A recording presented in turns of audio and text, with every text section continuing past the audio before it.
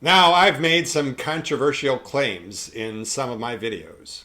But when I stated that Ted Lasso and Rebecca Welton were love interest, romantic love interest, I had no idea that I'd upset so many people.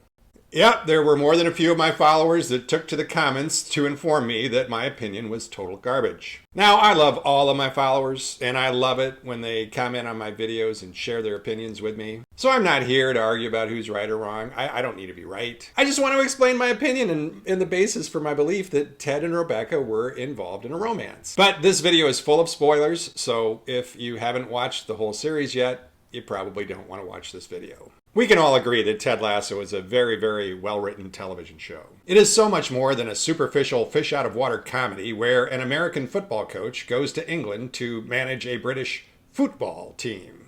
And it's a great comedic setup to have this wealthy and sophisticated, beautiful British woman who owns the football team constantly being perplexed and befuddled by the down-home American cowboy who she hired to manage the club. And if that's how you want to watch Ted Lasso, you want to watch that superficial storyline, go ahead, it's great. It's a great storyline and it's very funny. But in my opinion, Ted Lasso is so much more than that superficial story. At its heart, Ted Lasso is about two people trying to figure out who they are now that both of their marriages have collapsed.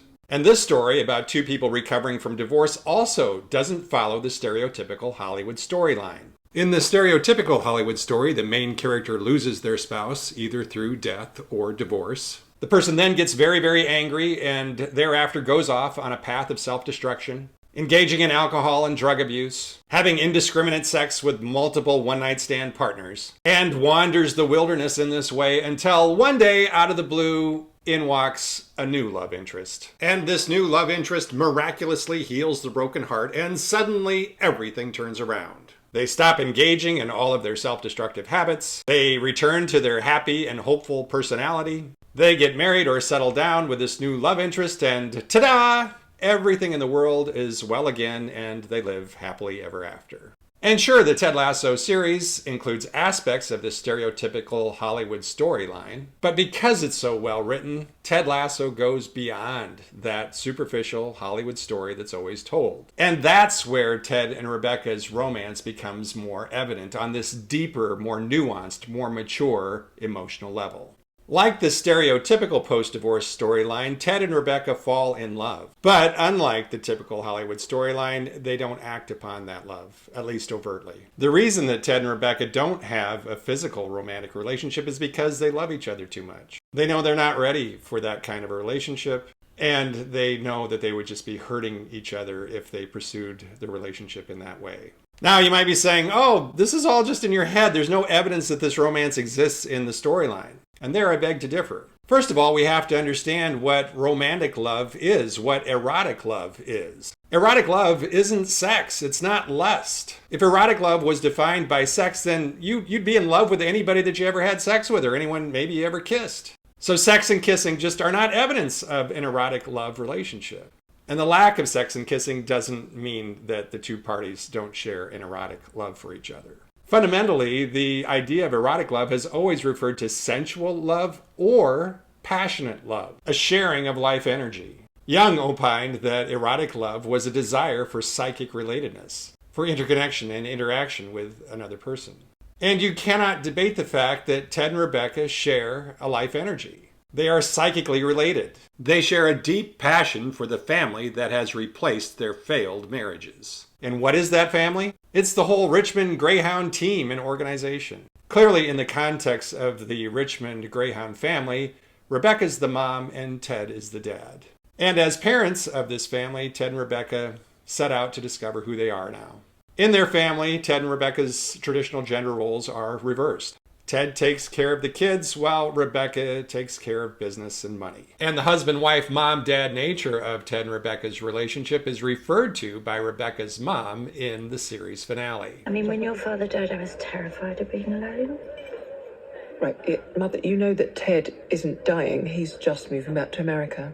And although Ted and Rebecca never literally had sex, it doesn't mean that their figurative marriage was lacking in sensuality. Philosophically and physiologically, there is a relationship between food and sex. And what is one of the primary aspects of Ted and Rebecca's relationship? Biscuits with the boss. Ted brings her biscuits every morning.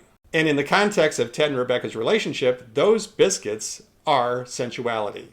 If you think I'm making up this relationship between the biscuits and sensuality, well, go back and look at what Rebecca said the first time she tried one of Ted's biscuits. Fuck me.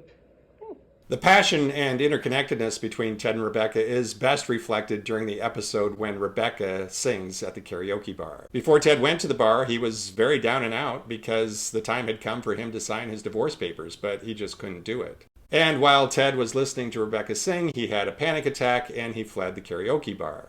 Rebecca follows Ted and comforts him and helps him recover from the attack. In my opinion, this is the point at which Ted and Rebecca realize that they share a common passion not just for the team, but for each other. They realize that they are in a romantic relationship. They are in an erotic relationship. Rebecca realizes this because out of all of the people in the bar, she was the one that pursued Ted and went to make sure he was okay and to comfort him. And because of Rebecca's act of love, Ted knows that he's still worthy of love. And that's one of the biggest demons that any divorced person has to overcome. As a consequence of divorce, you feel like nobody's ever going to love you again. But Rebecca demonstrated to Ted that she did love him. And as a result of Rebecca's demonstration of love, Ted went back to his hotel room, put himself together, and signed his divorce papers.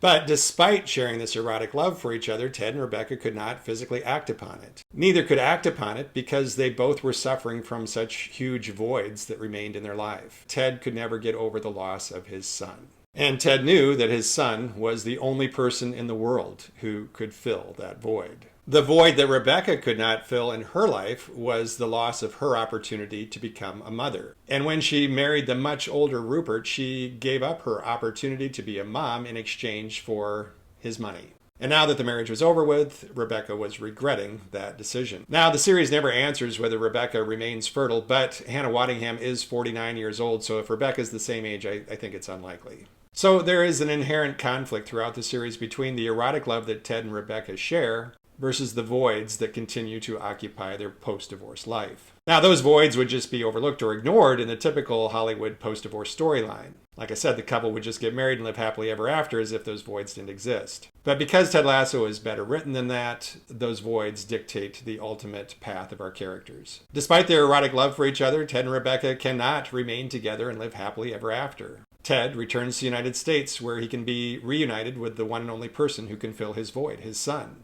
And Rebecca ultimately embraces the notion that she is the mother of the Richmond Greyhounds. We just wanted to thank you for everything you've done for the club. Yeah, the love and care you have for the team is inspiring. Kind of like the mother we never had. And at least in the series finale, it indicates that Rebecca does find peace in that role as mother of the Greyhounds, and that void left by her divorce from Rupert is filled. So in my opinion, Ted Lasso tells a wonderful story of erotic love. And a story of erotic love that is far more real and mature and nuanced than those that we typically get out of Hollywood. Nobody knows what the future holds for Ted and Rebecca, but unlike the typical story of erotic love in Hollywood, we know that Ted and Rebecca did not end up together. Neither could fill the voids in each other's lives. And if there was going to be a happily ever after ending, both of them had to find that on their own.